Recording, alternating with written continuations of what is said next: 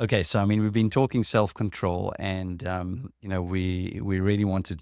I hope I'm going to direct the conversation here slightly into what's happening more from a physical perspective and how that influences self-control. But thanks, Monique, for joining me as we go ahead and look again into this subject that absolutely fascinates me. Me too.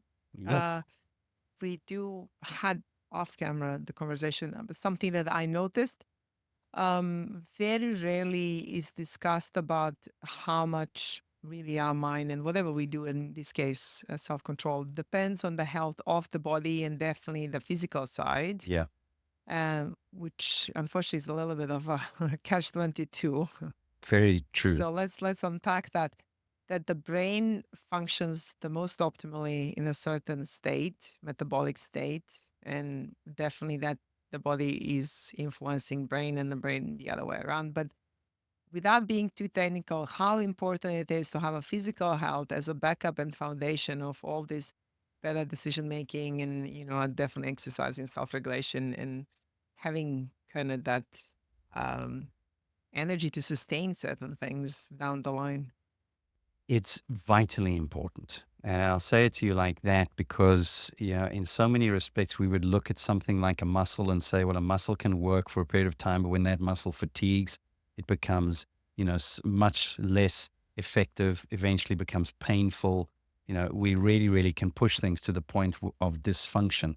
Well, the brain is an organ and the brain can go through exactly the same kinds of things. So whenever we look at optimal mental, emotional state, we have to factor in the fact that we are dealing with anatomy and physiology. In other words, we're dealing with hardwiring and we're dealing with things that relate to hydration, water intake. We're dealing with vitamins and minerals because they relate very, very much to neurotransmitters. And so what we realize is the whole function within the body as a whole is likely to be substantially better when we are taking care of the physiological side of things. In other words, we're sleeping well, our diets are good in terms of they're high in nutrients, ideally with lots of the kinds of plant-based or phytonutrients that are essential for optimal function. We're talking about good physical activity, good breathing, good posture, all of these kinds of things that relate to how do I make sure that my body has what it needs to function optimally. I've said this for many years now. The body has a goal, and that is to survive for as long as possible. And the brain is a part of that, and the brain is driving a lot of that. So if we consider, and whether the figures are precise or not, you get the concept. If the brain weighs about 2% of the total body weight, and yet utilizes about 20% of total daily energy, we look at that and we say, man, there's so much going on in the brain that relates to, again, dependence on energy, dependence on glucose, dependence on so many factors to keep it working at the level that it needs to work in order to rightly assess how is my environment, what are my circumstances. We live life, again, in pursuit of maximal satisfaction, pursuit and preservation, that basically is lived from a perspective of the world as it is. In other words, we live through our senses. Everything we see, everything we hear, smell, feel, taste is giving us one of two things. This is an opportunity or this is a threat. That is what we are alert to all the time. And as we navigate life, in many respects, it's on those things that we have to make decisions. And decisions are simply the function of the fact that I've got probably more opportunities than I have resources for. In other words, my mind and brain want as much as I can possibly have, and I could have it some there and some there and some there and some there, but I can't have it from all of there at the same time. So when you piece those things together, as I've just described, and then we recognize that for all of that to function well, again, I need to be having had enough water, having had enough rest, and usually feeling a sense of positivity and happiness rather than being weighed down by a sense of being overwhelmed or anxious or depressed. All of those mood states can weigh heavily on the function. The body responds to our state of mind physiologically. When we are stressed, we have raised cortisol levels. When we have raised cortisol levels, that impacts negatively on our blood sugar regulation, that impacts negatively on our immunity. So, what we find is, again, to your point right at the beginning, is the better we do, the better we tend to do. And the worse we do, the worse we tend to do. So these things often build on themselves. So it's very seldom you find a person who feels wonderful in life, and yet they're not taking care of the fundamental things that relate to, again, how I eat and how I move and how I rest and how I supplement and how I provide an environment for my body to thrive. If you want your mind and brain to thrive, provide an internal environment for it to do that. And that often comes from providing an external environment for it to do that and to use it in ways that actually optimize function. So it's actually incredibly basic. It's actually incredibly simple. It's just very difficult. So now that catch 22. Yes. Okay, so if my self-control and all of this depends on the, my physiological state, I do need to, kind of rely on that self-regulation to get that physical state improved. So how do Yep. you do that in the practice? Obviously, you address this. Yes. Maybe you can touch on supplements. I mean, do you recommend supplements? Is there something that you always, start Absolutely. with? It's not something I start with, but it's usually something that I include. So when I do an assessment with somebody for the first time, I'm usually trying to get an idea of how long has this person been struggling in whatever state they've been struggling. In other words, I'm trying to establish a level of fatigue, whether it's mental fatigue, emotional fatigue, or physical fatigue. I know if a person has been struggling for a sustained period of time, that system is pressing much more to a kind of survival state than one that is conducive to longevity and optimal function and well-being and good health. So usually in that situation, I'm trying to check, is this person drinking enough water? Is this person getting enough sort of exercise? And again, when I say enough, I don't even mean, an hour workout a day. That might literally mean 5 or 10 minutes of something. I'm a firm believer in try and do the basics as well as you can. I would often say I'd prefer to do the basics brilliantly than to do some really, really fancy things sporadically. I think that continuity of good things produce ultimately the best outcomes down the line.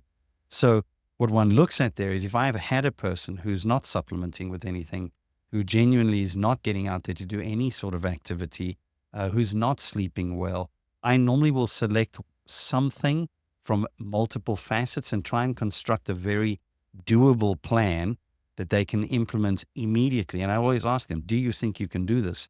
Inevitably, I've structured it in a way that, yes, absolutely. As opposed to sometimes, we're inclined to say, well, let's test everything under the sun. Let's establish all the micronutrients that may be necessary. Let's go ahead and make sure that all your macronutrients are correct. And let's go ahead, all the ratios are correct. And let's try and make sure that you're doing precisely the right exercise, precisely the right. That load is counterproductive for the vast majority of people that I see. So the idea is, again, can I enhance function sufficiently to give me some sort of progress? And then if mentally or emotionally I'm also making progress, those two things come together synergistically to actually accelerate the recovery. So what are the typical things I do?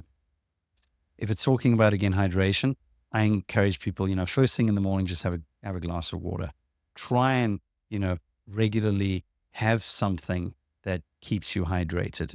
Try and do some sort of movement. I mean, I wrote a book 12, 13 years ago called No Sweat, which is no obstacles, spread workout, exercise accumulation training, which is basically a long way of saying any movement that you can do safely is beneficial to health and well-being. So I'll sit with the person oftentimes and say, let's just stand up and do a few stick-up exercises. I get the opportunity to do it. They get the opportunity to do it. Inevitably, they'll say, oh, it feels so good. Yeah, it took us 30 seconds. So trying to get people to do small things that are ultimately meaningful and disproportionately beneficial, I find that tremendously helpful to address this important subject of helping the physiology. So whether that be through the movement or through the diet, add an extra piece of fruit a day. If that's all you're doing along with your water, add some of that extra movement. Supplement wise, inevitably, I look at a vitamin B complex. I find that, that is a tremendously helpful thing to do. Sometimes things like, simple amino acid like L-theanine. L-theanine, we know, has a tendency towards increasing of those neurotransmitters, the dopamine, the serotonin, the GABA, these kinds of things that are very helpful for brain function. Magnesium, oftentimes, I think is particularly helpful. I don't like isolated nutrient supplementation.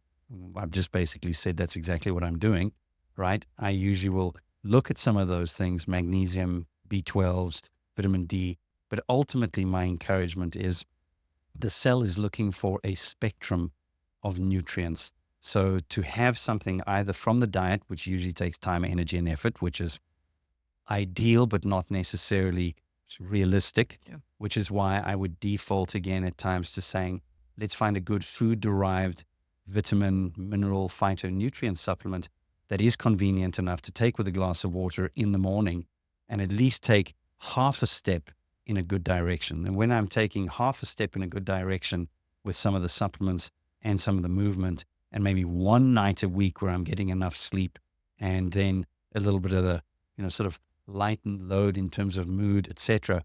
What I find is that the results are actually significant and reasonably quick. In other words, 10, 14 days, I can sit with a person who has undergone a fairly dramatic change that has come from a fairly simple approach that factors in multiple facets.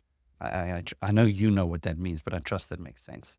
I think interesting. The sleep is, obviously the subject. A lot of people are talking about, it, but we still underestimate how much sleep influence. And I think very often, just showing people what good sleep can do, remove that, if highlights the distinction. I am, I am that kind of person that can't do certain things. I'm like, maybe that kind of person that can't do that when I'm tired. What a great Yes. distinction to make. Absolutely. When we talk about these things, and when I draw them typically, I'll say we can have a full potential and then we've got a functional potential.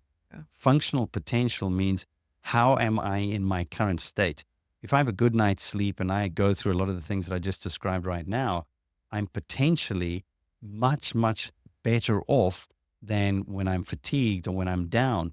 That's what we call peaking for, sort of athletic performance. Is a recognition that I can do things to get me as close to my peak performance as possible. Well, the same is true if I don't allow myself to actually reach some levels of, recovery.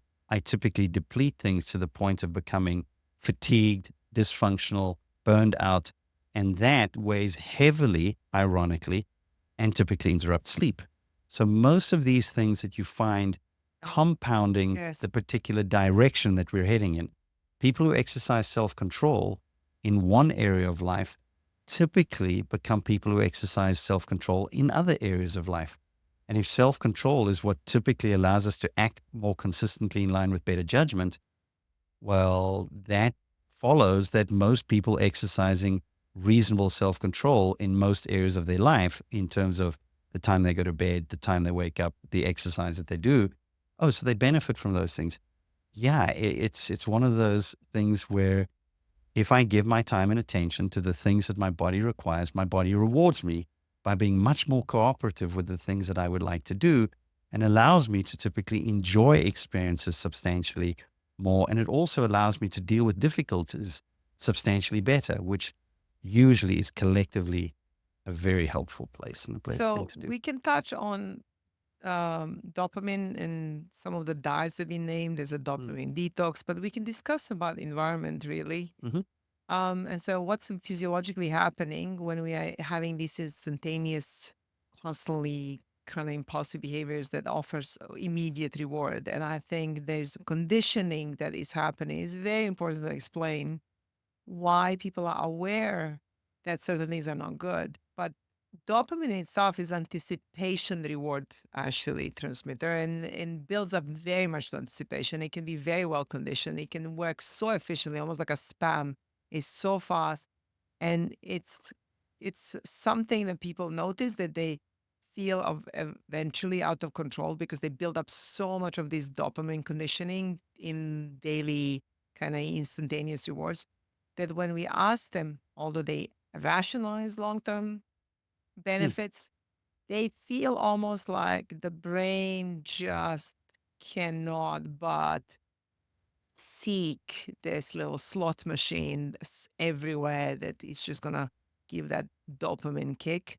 So if we can just pick up a little bit that one of the reasons why we want environment to be early on really somewhere be aware how much it influences is because the brain does get conditioned quite well through the way we seek rewards or to the way we kick that dopamine high.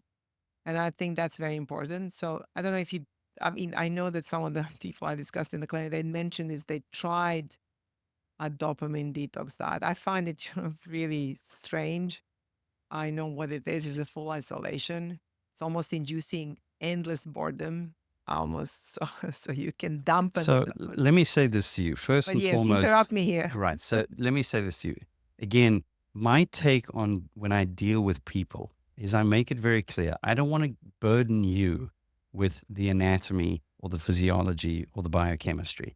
So we throw terms like this around. When it was in weight loss, we were very, very quick to throw around terms like insulin, a lot of these kinds of Yeah, things, insulin you know, resistance and all this. lectin and Yeah, yeah, ghrelin satiety and, and all, yeah, all of these things, which are hormones. fine. But honestly, those things for the most part belong in the lab. Okay.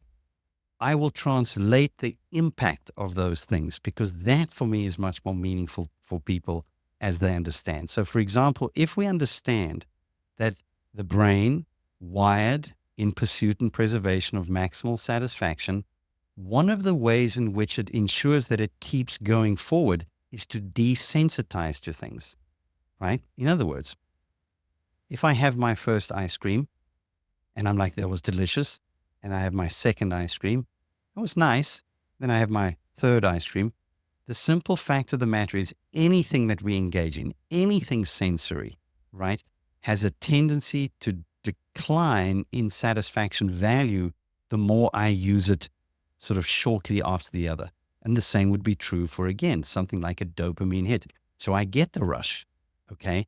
But now I need more and more and more of the thing to get the same experiential feeling. And the reason is because we have gone ahead and we've artificially manipulated the environment, the senses, whether it be through flavor enhancers, whether it be through visual stimuli, whether it be through whatever it is that has been manipulated to give us a false sense in many respects, a heightened sensory experience, which feels amazing. What we do is we are setting ourselves up for a desensitization, which means that again, we are going to be inclined, almost like a drug, to have to keep going back to that sort of um, instant fix. So if we understand where that's coming from, again, much of what we require in order to enjoy something is to have a little break, is to allow ourselves to resensitize.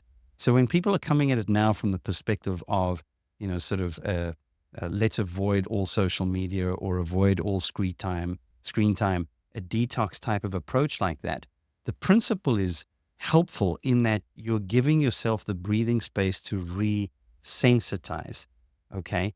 Now, the problem, as with anything that is addictive, well, those first few minutes, hours, days are incredibly difficult to get through and require a tremendous amount of self Celebrate. control, self regulation, Yes. which is where we see that might be in the conversation when a person is completely struggling and saying, listen, I'll do anything to feel better right now. Yes, until you don't have what you are dependent on for 5 minutes, 10 minutes, or 5 hours.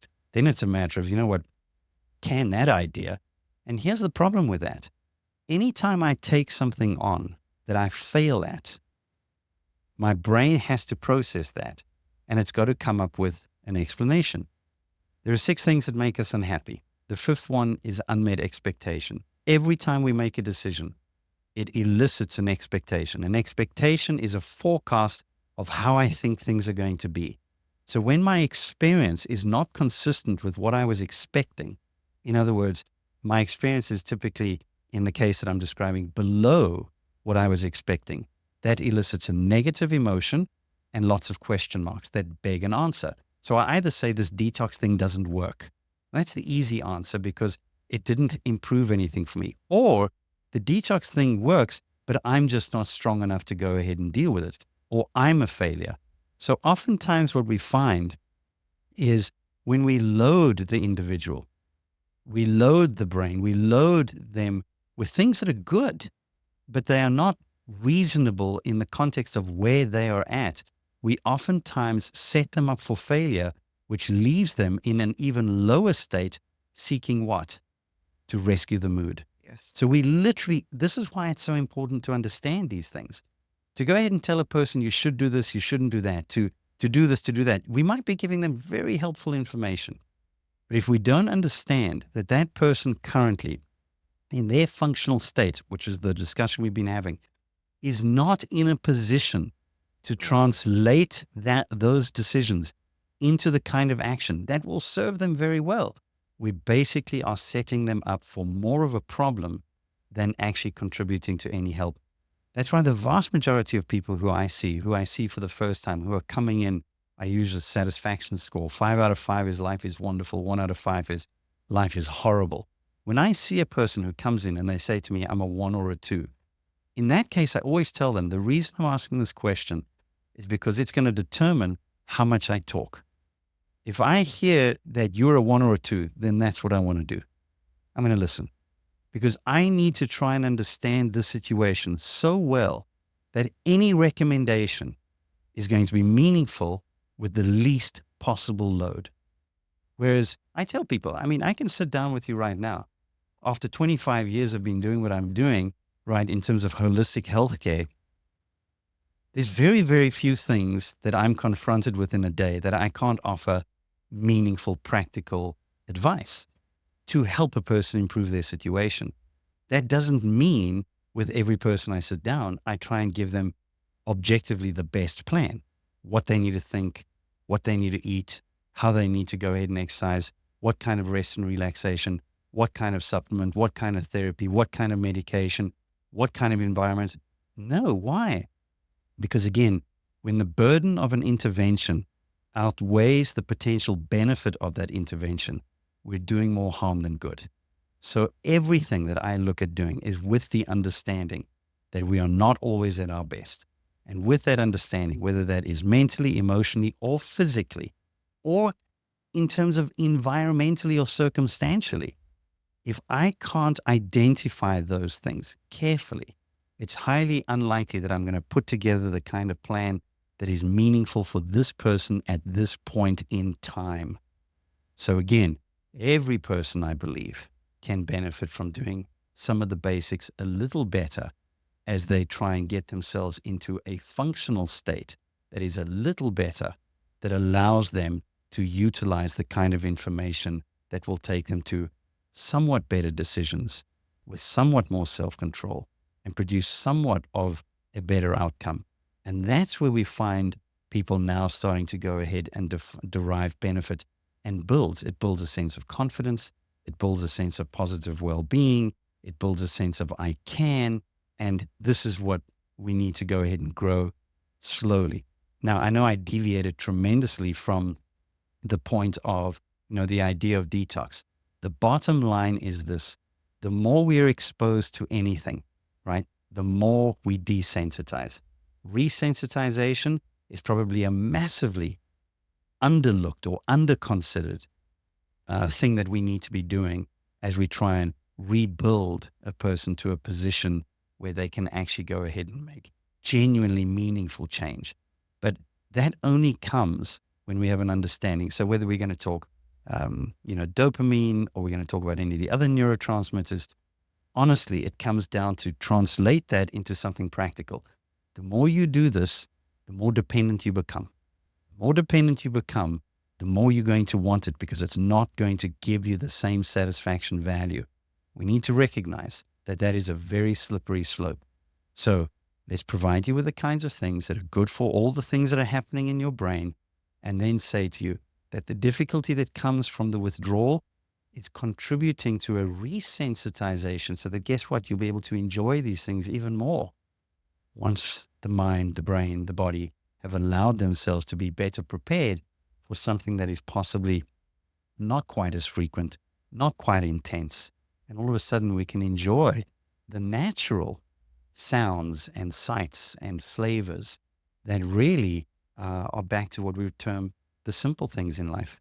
I mean, I have the privilege of working at probably one of the most luxurious hotels in the world. You and I know where that is.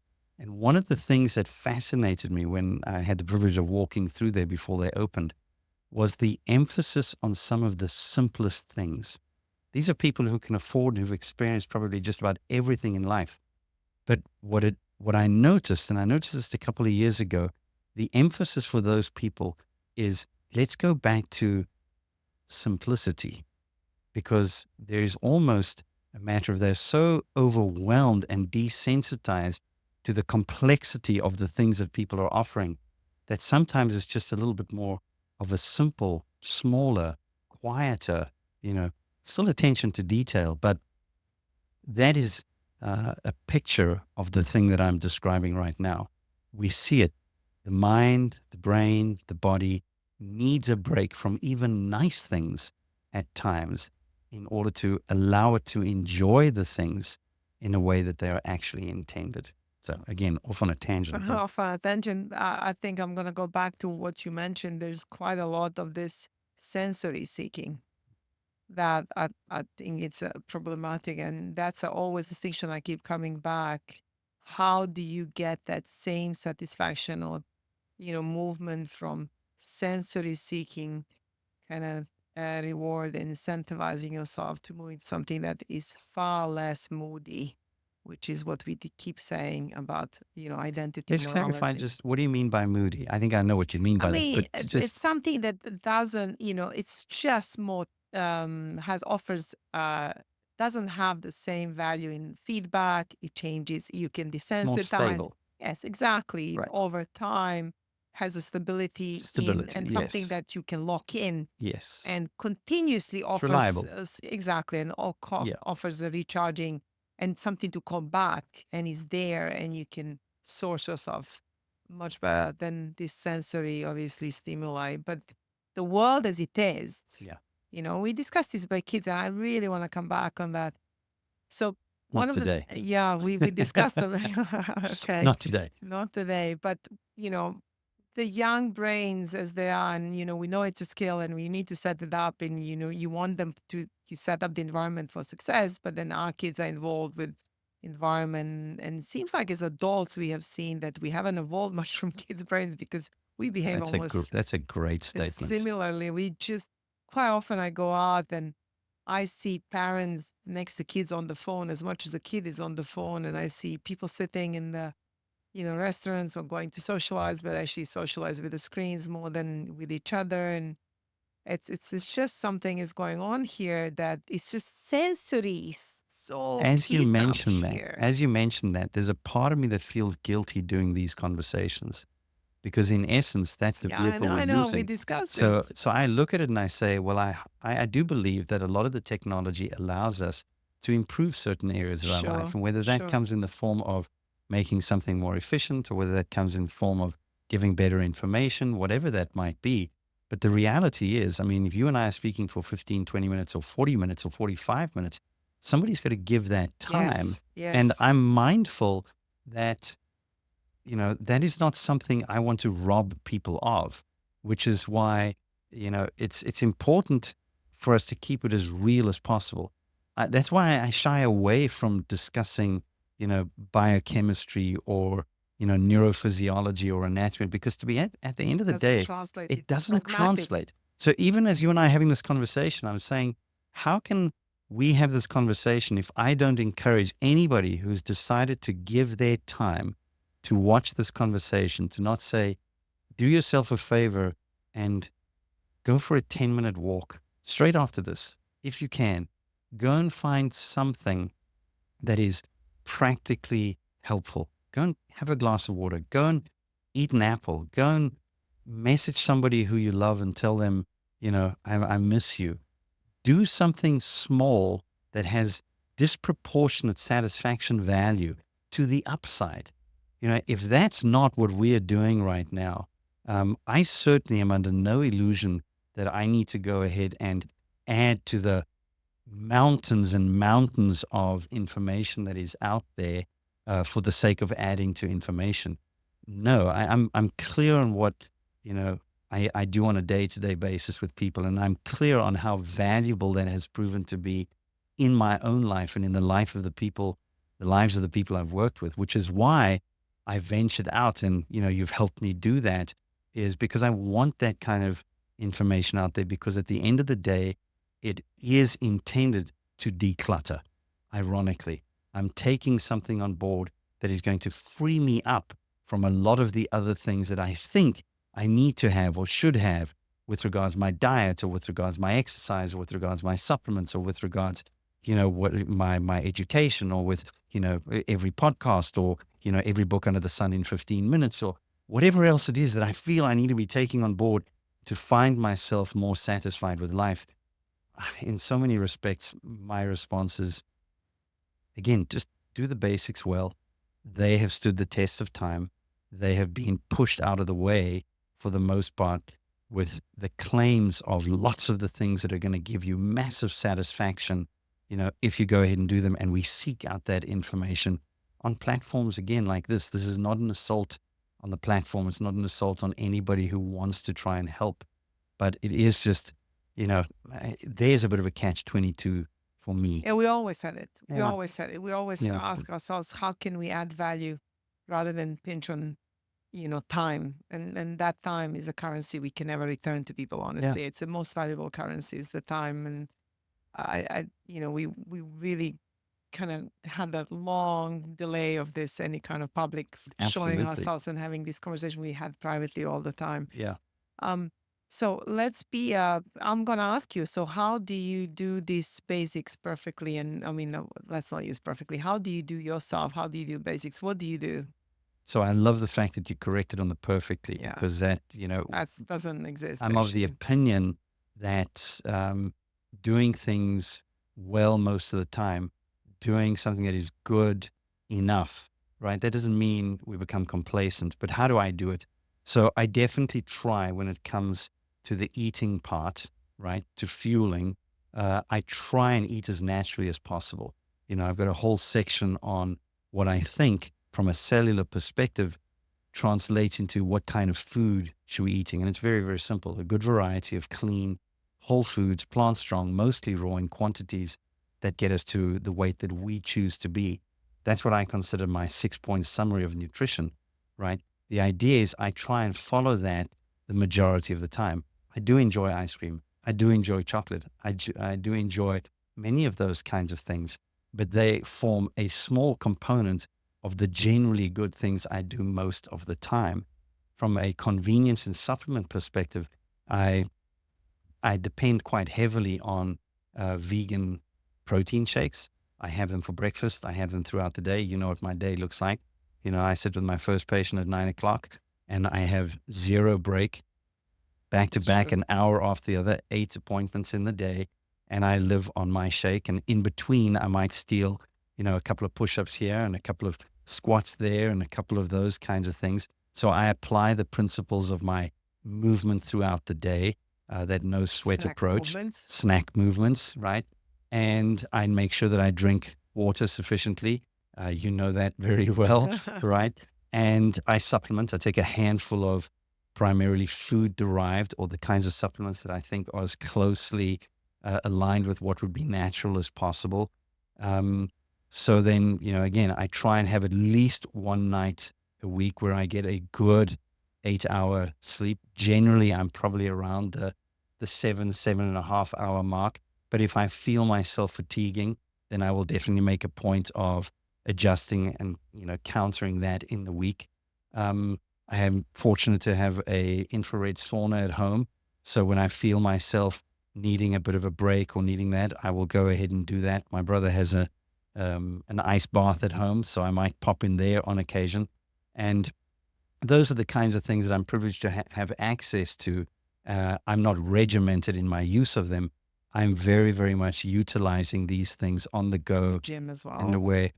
I have a little home gym, right? Yes. I don't physically go to any gym, but I've set things up in a tiny little room where I've got a treadmill and I have an assault bike and I've got some dumbbells. And I try in between, even if it means 2 minutes of something, then I will go ahead and do. But I try twice a week to have a lengthy workout, whether it's an hour or 2 hours. So that's how I've structured my life. Um, it works for me, and I've applied that principle, well, those principles for as long as I can remember. And with that, I try and make sure that my relationships, I try and spend as much time as I can with my wife, with my children, with those people who are close to me. That is oftentimes quite difficult, but that's why I usually try and cap my work time to, you know, these are the hours that I try and work. Inevitably, I end up doing things at home, whether it relates to perspective for life, whether it relates to patients who are messaging, etc. I have a full life for which I'm immensely grateful.